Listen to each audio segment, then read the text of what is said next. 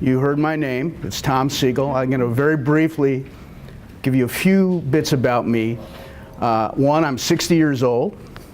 I've been doing this business for 33 years. What I struggled with when Bill and I talked about talking to you guys is what can I give you in 15 to 20 minutes that will help you in this business.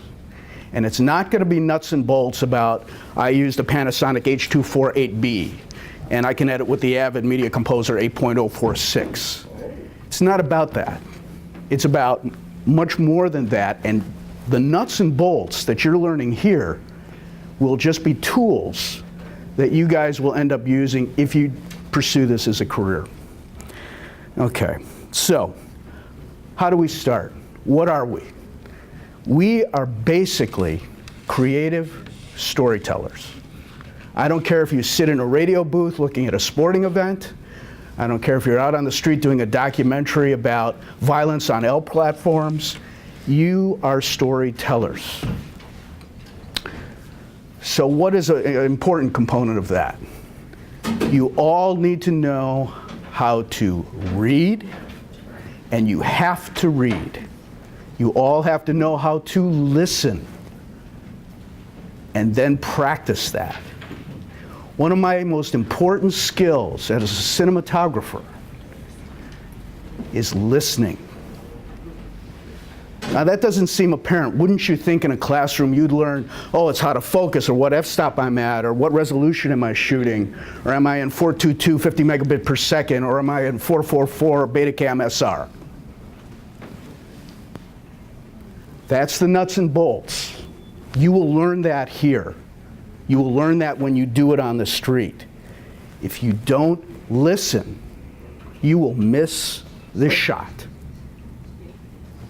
If I'm interviewing this gentleman and I'm handheld and he has a comment about, I disagree with him, I'm lying, he's lying. If I'm not listening, but just concentrating on, that's a really great shot, really great lighting, the audio's really good, and I don't pan over and get him reacting to what he said, doesn't matter. It's lost. So listen when you interview people. Don't just worry about framing up the shot. When you're sitting in a radio booth, I'm sorry, I'm giving the cameraman a problem here. But if you're sitting in a radio booth, listen to what he's saying. Don't be thinking about what am I going to say next about this next down of plays. What do I, listen to what your radio co-host is saying. It's extremely important. So creative storytellers. The next part of it is what you guys already know. This business requires you to show up early and plan on staying late. It's just the way it is. You may see on the schedule 9 to 5. Well, you better be there at 9. You better not be 15 minutes late. And when you get there at 9, you better not be engaged in a text message because you might have to go out and do a shoot or might have to sit down in an editing session. And when 5 o'clock comes and you go, hey, it's 5 o'clock, I really gotta... No, it's not done yet. Somebody called in sick. You've got to edit the package for tonight's news. The cameraman in the studio called in sick. After you're done editing, you have to run down to the studio and do studio camera. You're not going to get home till 8:30. So it's a tough business. It's extremely hard if you have a family, especially, and responsibilities and another job. So these are all things that you have to think about when you endeavor to engage in this career. It's not, I've made the Bulls, I'm a star. It's not about I'm the anchor now. You're going to go a long way up that road before you get to that place, and I hope you all get there. But understand what you really are, which is creative storytellers. The other thing is stay informed about your world. In other words, read a newspaper, or go to Huffington Post, go to Zeit, find out what's going on, because that will directly impact what you do in this business. When I ride into work, If I'm working for Chicago Tonight, which on Channel 11 is kind of the nightly news magazine, I turn on WBBM radio at 7 in the morning just to hear what I might be covering that day. If I'm not working news, if I'm doing a documentary, I might read a book, a history, something about a historical fact of the topic we're covering. How many have seen movies here that are fantastic to look at, or television shows, but they're awful? Right? Everybody?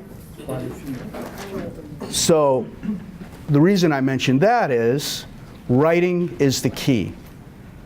I can make you the most beautiful pictures in the world, but if the script is awful, or if the writing is bad, what's the point?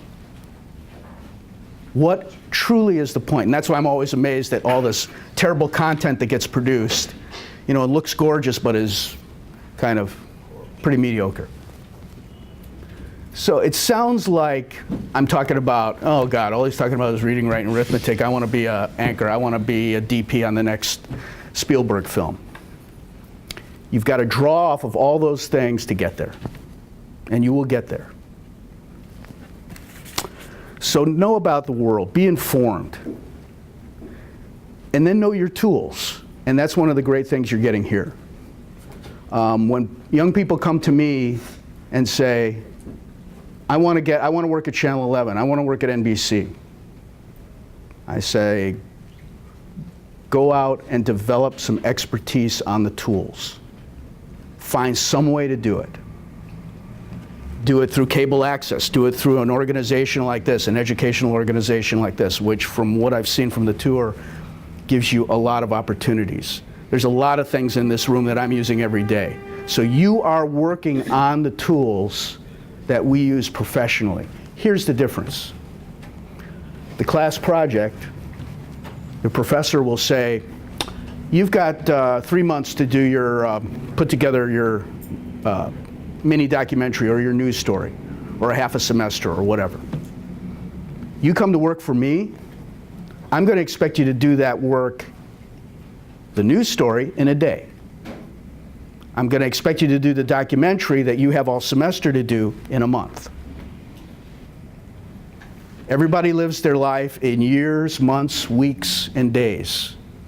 Television and film production is lived in days, hours, minutes, seconds, and frames.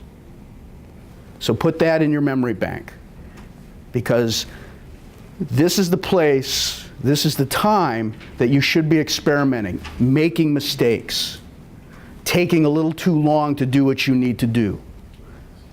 Because when you get out there and someone is paying you, and you say, I'm almost done, I have to pick 6 more shots. The EP, the executive producer, will say, I don't care about 6 more shots. This airs in 5 minutes.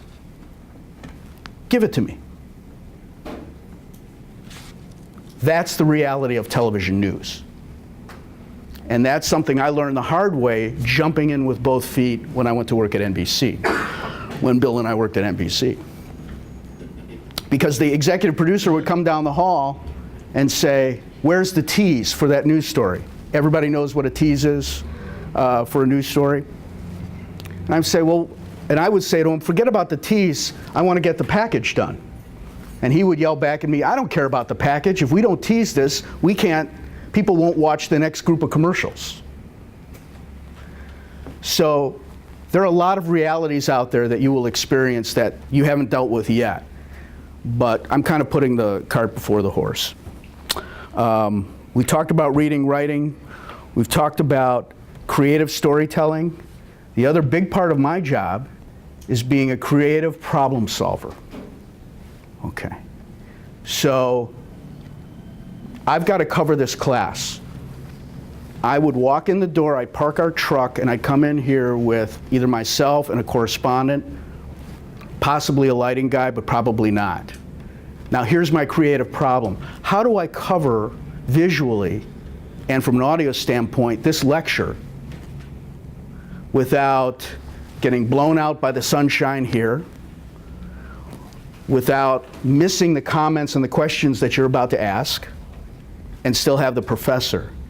So I want you to be thinking as you go through your courses and your career is problem solving. You have to make snap decisions when you walk into a room. Do I overexpose? I need to interview this gentleman. His background is blown out. If I iris properly for this shot, he'll be in shadow. I don't want him to be in shadow. So you have to do that creative problem solving and say, oh well, the background is going to be overexposed, but his skin tone is going to be right. The same thing is true working African American interviews. I don't want to see a shadow. I want to see skin tone. I want to see expression. If you blow out the background, someone would say, a cinematographer would say, oh, it's too bright in the background. I'm sorry. We need to see this person's face. We want to see the emotions that are being expressed. So you make compromises and you make creative decisions every moment of the day when you're covering things visually and from an audio standpoint. Lastly, this business, as much as everyone wants you to do everything, we want you to be producer, director, cinematographer, audio engineer, lighting technician. That's hard. This is still a collaborative medium.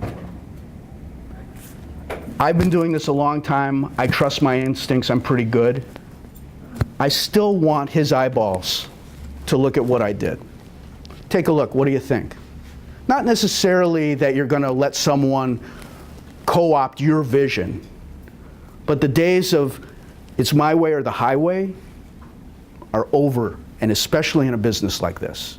You have to know how to work with the difficult personality here. You have to be able to work with the person who shows up late here.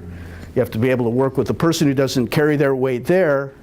And it doesn't matter. You complaining about it isn't going to get the project done. You have to know how to collaborate, and you know how, and have people look at your work. Because I learn something every day, without question. And I get angry when a producer comes in and says, well, I'm going to edit this myself, and I'm not going to have anybody else look at it. And I said, well, it would have been a stronger piece had you had an editor sitting with you and taken a look at it, or had a director take a look at it, or had a friend. What do you think? Are you telling the story?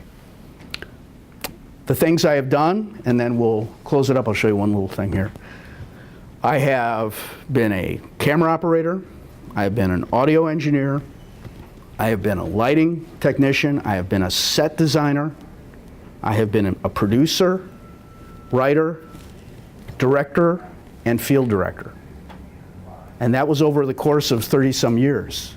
Things came up. And you had to graduate into each one of those skills.